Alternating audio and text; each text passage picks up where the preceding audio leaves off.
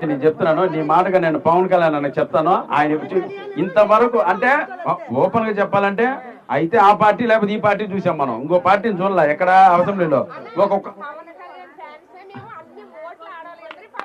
రా తల్లి రా, నువ్వు రా, నువ్వు అలా చెప్తే నా రక్తం మరిగిపోతుంది. రా నువ్వు దగ్గర రా, పట్టుకో, రా తల్లి పైకి రా. ఏదిరా మనం సరేనా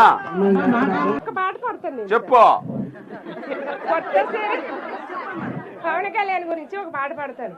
కొత్త చరిత్రనే రాసేలా కావాలి నువ్వు వందేలా, పది గుండెలు కదిలించేలా యోధుడిలా, ఖద్దరు బట్టలు కరంచి రాజకీయాలను వదిలేయాలే, అభివృద్ధి చేయ పొడిసే పొద్దయ్యవకులు రాజ్యం వేలాలే.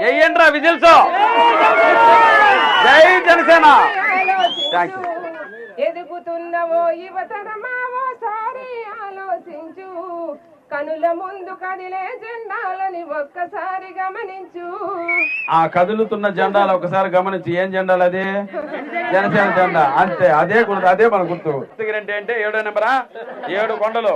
ఇక్కడ రామకృష్ణ అన్నది కూడా 7వ వచ్చింది, అందుకే ఇక్కడికి వచ్చా. ఇది గుర్తు పెట్టుకుంటే ఆ 7వ తరగతి కళ్ళు మూసుకుంటే మనం నొక్కేయచ్చు అక్కడ. ఓకేనా? బట్ అటువంటి మంచి గవర్నమెంట్ ని సృష్టించగల కెపాసిటీ మన పవర్ స్టార్ పవన్ కళ్యాణ్ గారికి ఉంది కాబట్టే ఈ రోజు ప్రపంచం మొత్తం పిఠాపురం వైపు చూస్తుంది. ఉంది కాబట్టే ఈ రోజు సెంటర్ ఆఫ్ ది అట్రాక్షన్ ఏపీలో only power star Pawan Kalyan garu. కరెక్టేనా? 10 సంవత్సరాల రాజకీయాలకు దూరమయ్యారు మన కొనతాల రామకృష్ణ గారు. ఆయనకి పిలిచి మరీ సీట్ ఇచ్చారంటే ఆయన ఎంత గొప్ప మనిషి ఒకసారి ఆలోచించండి. కరెక్టా? సో అటువంటి వ్యక్తులు మన రాజకీయాల్లో ఉంచుకోవాలి. వాళ్ళని ఉంచితేనే మనం బాగుపడతాం.